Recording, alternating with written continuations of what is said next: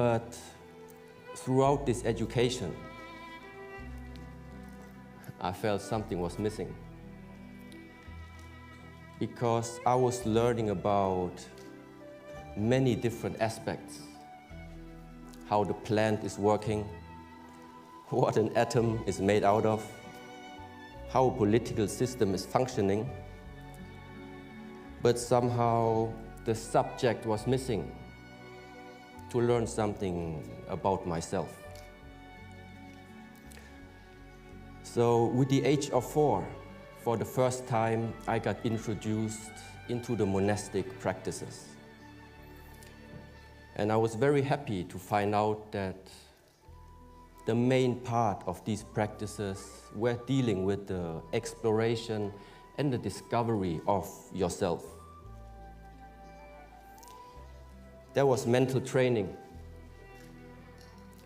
development of behavior, combined with the physical training, all aspects of what nowadays is known as Shaolin Kung Fu. Now, despite the wishes of my parents to somehow go out in the market and try to manage the world, I decided to continue this monastic life and start learning more about myself first. Now, in the preparation for this talk, I was asked to share a few words on what is important in this lifetime.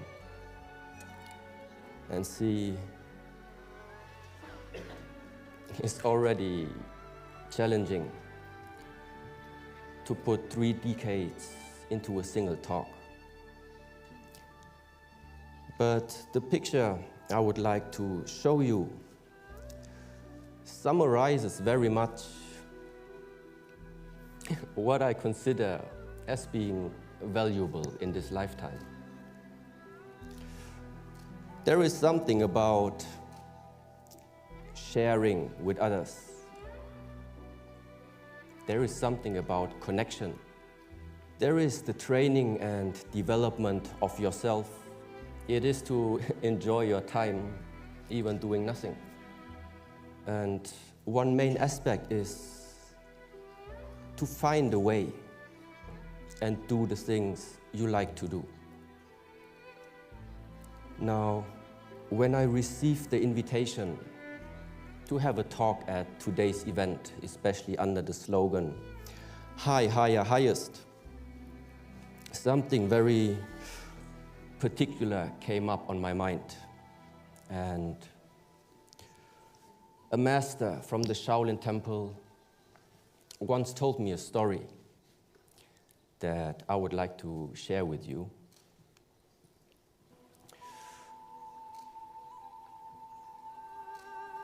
A man was living close to a mountain, and every day he was thinking, how would it be to climb that mountain, and what would I see on the peak? So finally the day came, and the man went on the journey. Arriving at the foot of the mountain, he met the first traveler. So he asked, how did you get up the mountain, and what did you see from the top? And so the traveler shared his path and also the view that he had. But then the man was thinking, the way that this traveler described to me sounds very exhausting. I need to find another way to climb.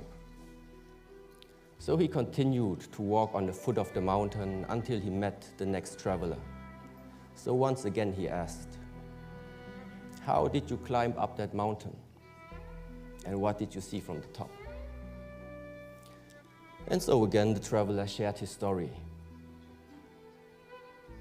Still not being determined on which direction and which way to go,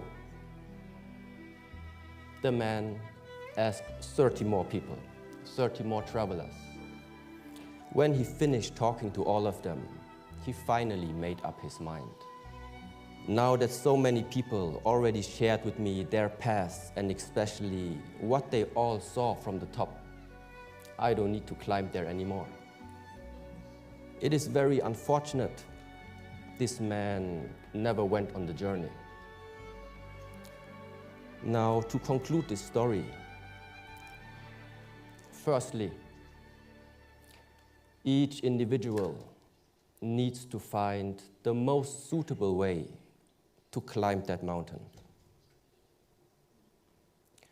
But secondly, there is information possible to be shared with words.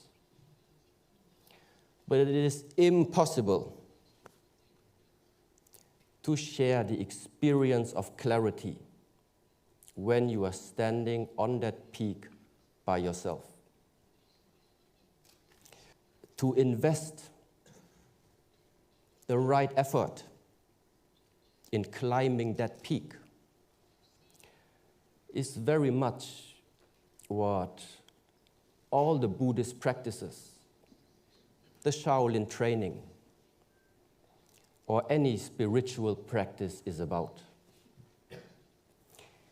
Clarity means you see more clear.